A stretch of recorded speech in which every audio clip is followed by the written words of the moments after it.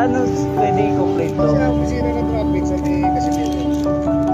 Nandun po ba siya? Hindi. Napatawag na lang yan kasi nag-operation sila eh. Hindi sila papunta sila kung sa may parang Kamanuyuan na. Oo. Kaya ko na lang ito siya.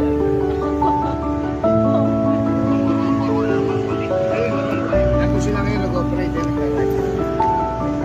Nag-operate sila mga illegal Kanina parking. kami na inilabas yung okay dahil aalis na. Nilabas na yung motor dahil paalis kami.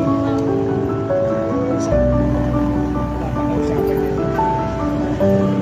Kasi pag yan eh, Sa highway, sa may bahay. nasa loob na yun.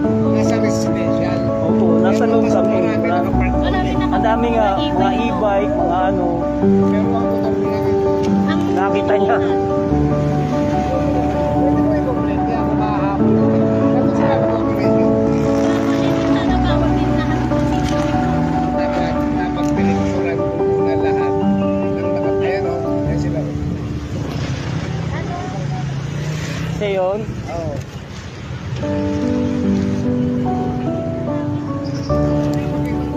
Sige po, thank you po.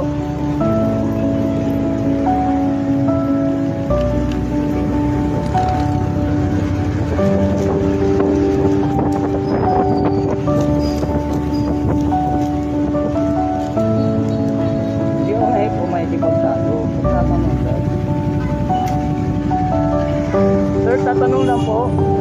Natikita po kasi nakapark yung motor ko. Ha?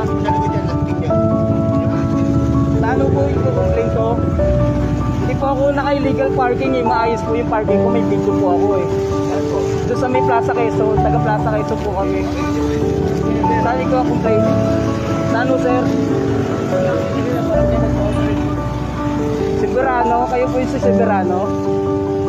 Kasi ito yung nakalagay po eh.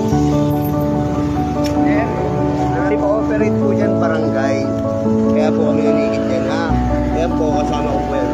Nag-iisa lang kasi ako doon na ano eh. Pero ang dami nakapark binidyo ko eh. Tapos wala po kami sa kalsada.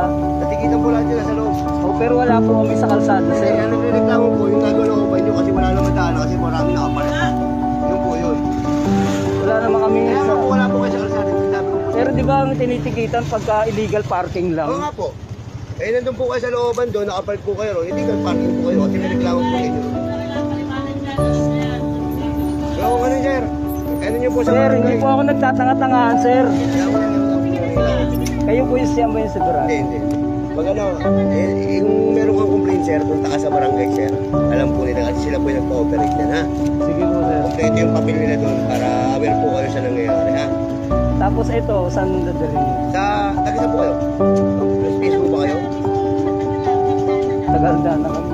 Sir, Las Piñas Traffic Management Office, J. Aguilar Avenue ha. Siguro Las Piñas. 10 working days lang yan sir ha. Para bayaran. Pag di niyo po nabayaran sa loob ng 10 araw yan sir, magkakaroon po kayo ng penalty every day